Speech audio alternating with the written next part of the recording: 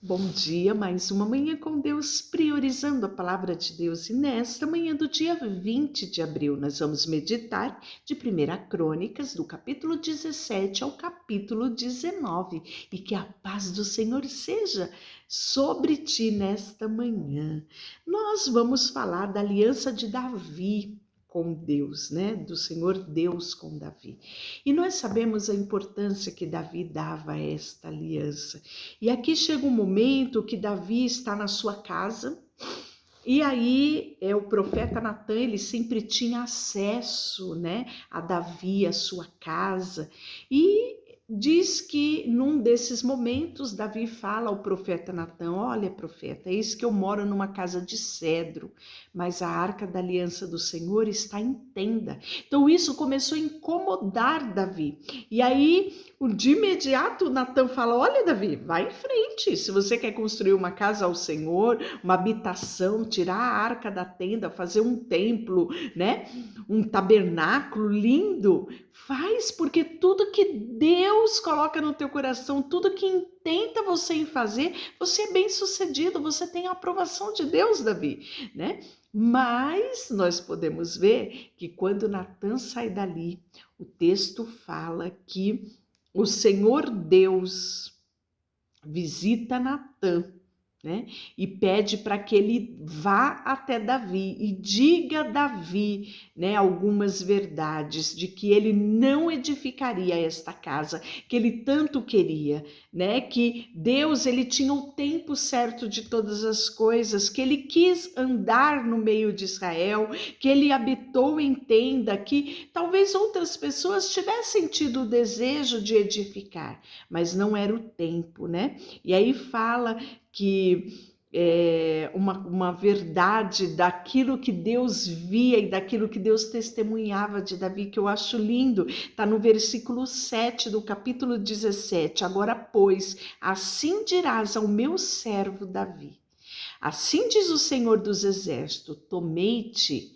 da malhada, de detrás das ovelhas, para que foste príncipe sobre o meu povo de Israel. Eu fui contigo, por onde quer que andares, eliminei os teus inimigos de diante de ti, e fiz grande o teu nome, como só os grandes têm na terra. Preparei lugar para o meu povo de Israel e plantarei para que habite no seu lugar e não seja perturbado. E jamais os filhos da perversidade o oprima como dantes, né? E aí ele fala, não, há de ser que quando os teus dias se cumprirem, Davi, e tiveres ido para junto dos teus pais, ou seja, após a tua morte, Davi, então eu farei levantar depois de ti o teu descendente, um dos teus filhos, e estabelecerei o seu reino. Esse me edificará a casa, e eu estabelecerei o seu trono para sempre. Eu lhe serei por pai, e ele me será por filho, e a minha misericórdia não se apartará dele, como me retirei daquele Saul que foi antes de ti. Mas o confirmarei na minha casa e no meu reino para sempre, e o seu trono será estabelecido para sempre. E o texto fala que, segundo as palavras que o Senhor disse a Natã, ele vai e relata toda esta visão a Davi.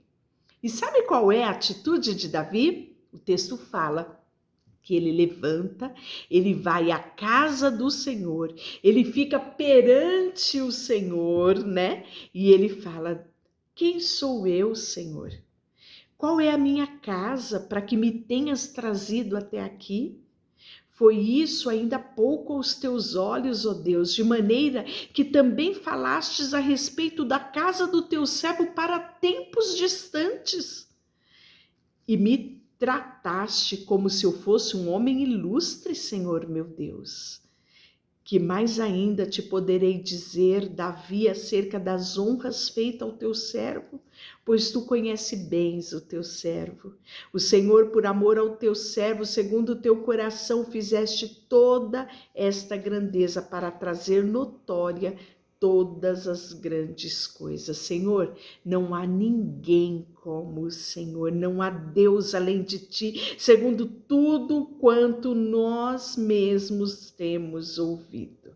E aí ele fala no versículo 24, estabeleça e seja para sempre engrandecido o teu nome, ó Senhor dos exércitos, que é o Deus de Israel e Deus para com Israel. Se, pois, agora servido de abençoar a casa do teu servo, a fim de permanecer para sempre diante de ti, pois tu, ó Senhor, a abençoaste, e abençoada será ela para sempre. E aí nós vamos falar no capítulo 18 das diversas vitórias de Davi. Isso nós já relatamos, né? No livro lá de Samuel. Fala que Davi feriu os filisteus, humilhou, tomou a Gate, as aldeias das mãos dos filisteus, derrotou os moabitas, né? Eles se tornaram servos de Davi, pagavam imposto a Davi. E ele fala também sobre Hadadezer, rei de Zoba, que foi derrotado por Davi, e foi estabelecido domínio também sobre o rio Eufrates. Fala que Davi tomou 1.000 carros, 7.000 cavaleiros, 20.000 homens a pé. Davi já retou a todos os cavalos dos carros, menos para 100 deles. Vieram os sírios de Damasco a socorrer Hadadezer, em rei de Zorba, porém Davi matou-se 22.000 homens, né? Então vai falando aqui as vitórias de Davi.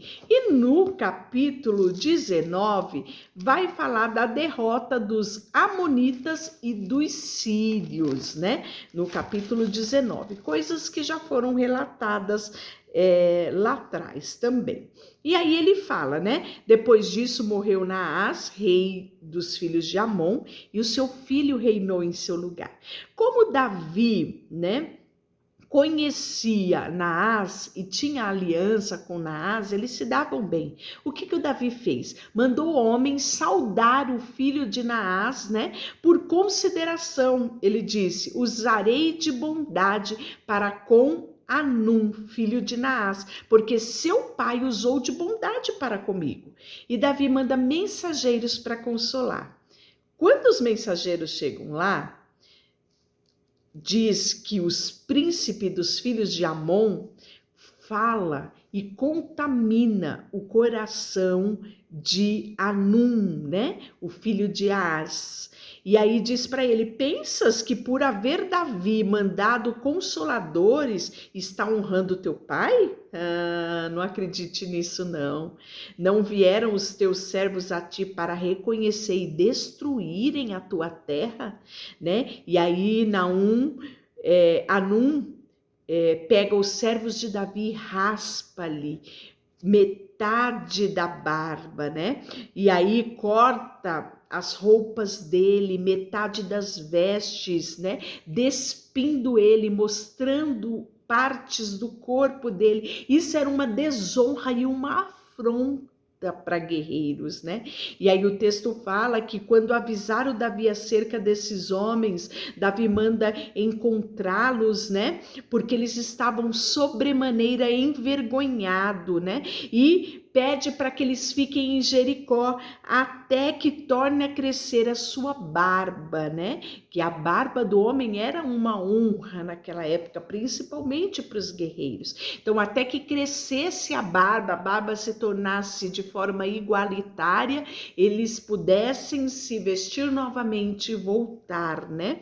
E aí nós vemos que isso, vendo pois o filho de Amon, que se havia tornado odioso ao Davi por causa desse ato, ele começa a preparar, ele aluga para si 30.000 carros, né?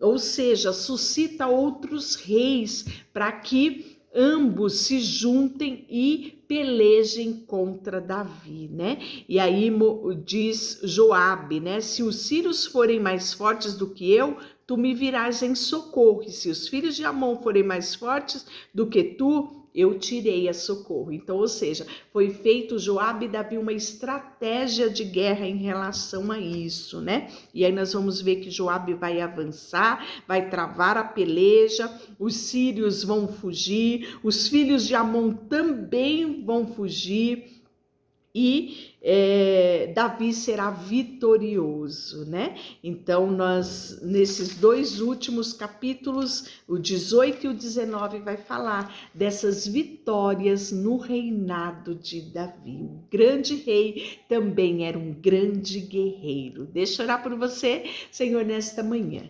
Queremos, papai, sabe, olhar para Davi e nos inspirarmos a sempre termos o coração em ti, a termos um coração cheio de ações de graça, termos um coração que reconhece o teu senhorio, a tua grandeza. Sabe, Deus, obrigada pelo teu favor e pelo teu amor que nos alcança todos os dias. Colocamos diante de ti tudo que temos e tudo que somos, em nome de Jesus.